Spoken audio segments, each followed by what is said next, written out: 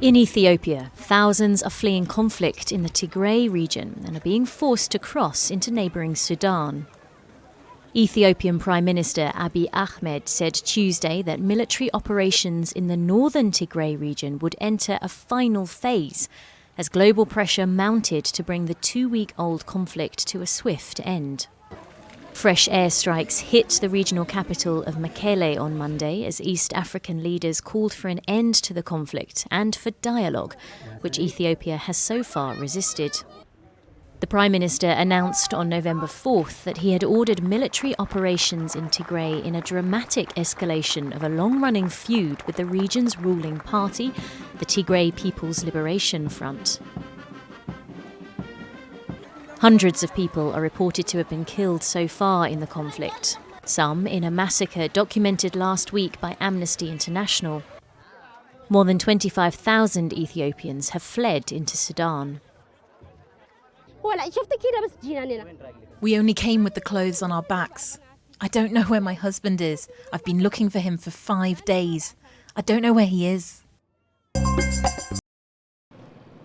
Ahead of presidential elections on Sunday, the streets of Burkina Faso's capital, Ouagadougou, are covered in posters as more than a dozen rivals battle it out for the presidency.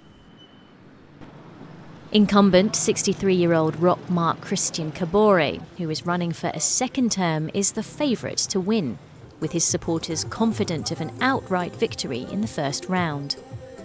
The campaign's going very well. I think he's going to deliver a knockout blow on November the 22nd. On the evening of November the 22nd, Roch-Marc Christian Kabore will be the winner. But Kabore faces stiff opposition from various sides, including Eddie Komboigo, a wealthy accountant standing for the Congress for Democracy and Progress party. That of former President Blaise Compaoré, who was ousted in a popular uprising in 2014 after 27 years in power.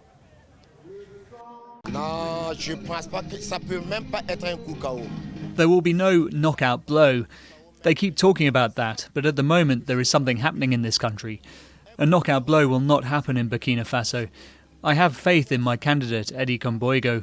I know what he's capable of. Located in the heart of the Sahel, Burkina Faso's security crisis has dominated the campaign. This impoverished country of some 20 million people is in its 5th year of unrest that has claimed more than 1,200 lives and forced 1 million people from their homes. Opposition leader Séraphin Abessolo is pushing for dialogue over physical force in order to restore peace. Military action alone has never been able to defeat terrorism anywhere in the world. We see it in Afghanistan with the Taliban. They haven't managed to eradicate them with military action. So that means that other action is needed, otherwise you can't do it. When you win wars, it's rapid. Once you've fought for a couple of years and you haven't won, you get bogged down. As a result of the unrest, almost 1,500 villages, or 18% of the population, will be unable to cast their ballots on Sunday. On top of that, more than 1 million people have fled their homes, taking refuge on the outskirts of large cities like Kaya in the north, which has seen its population quadruple. We didn't anticipate this large movement of displaced people here in Kaya. As a result, all our planning, what we've completed, what we have invested in, did not take into account the displaced people, and this has been costly.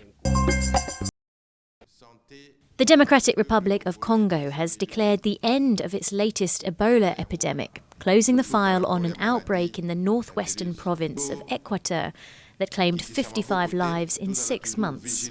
Le facteur du succès majeur de la riposte à la 11e épidémie.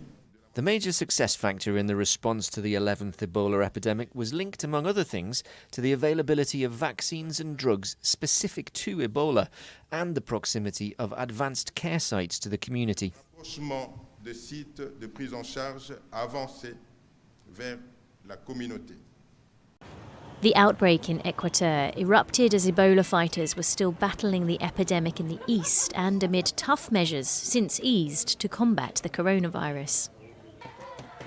It unfolded in an area of rivers and lakes whose remoteness fueled the risk of a spread to the provinces and the neighbouring Republic of Congo.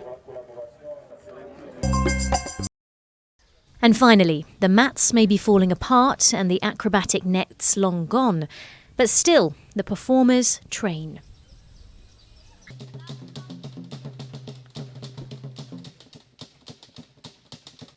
This is Gabon's only circus troupe and its only circus school. Having once performed globally, right now, times are tough. Nobody calls us. None of the companies can call us because of COVID-19. It's very complicated for the troupe.